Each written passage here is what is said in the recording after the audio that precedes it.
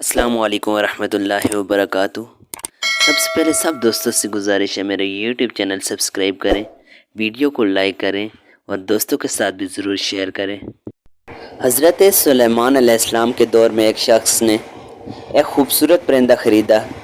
وہ جب چہچہاتا تو نہایت دل فریب اور خوش مزاج آواز سے وہ شخص بہت مسرور ہوتا، گویا اس پرندے کی آواز بہت ہی سریلی اور پیاری تھی۔ ایک دن اچانک اس پنجرے کے پاس اسی کے جیسا ایک اور پرندہ آیا اور اپنی زبان میں کچھ باتیں کی اور چلا گیا۔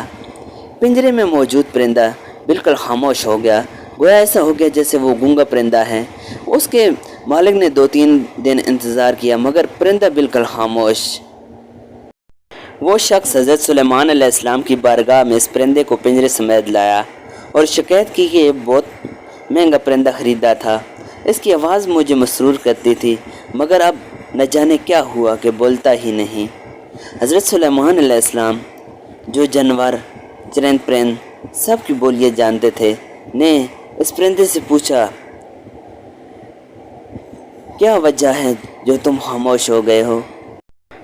وہ پرندہ عرض گزار ہوا، اے اللہ کے برحق نبی، یہ شخص سمجھتا ہے میں خوش ہو کر چہچہاتا ہوں مگر حقیقت یہ ہے کہ میں دیگر آزاد پرندوں کو دیکھ کر روتا ہوں کہ ایک کاش میں بھی آزاد ہوتا تو کتنا اچھا ہوتا، مگر یہ میری زبان نہیں سمجھتا تو یہ خیال کرتا ہے جیسے میں خوشی سے گنگنا رہا ہوں۔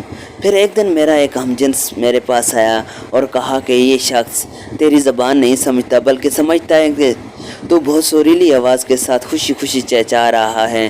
اگر تم اس کی قید سے آزاد ہونا چاہتے ہو تو رونا چھوڑ دو، بولنا فریاد کرنا بھی چھوڑ دو کہ اس پر تمہارے الفاظ اثر ہی نہیں کرتے کیونکہ یہ تمہارے درد کو سمجھ ہی نہیں سکتا۔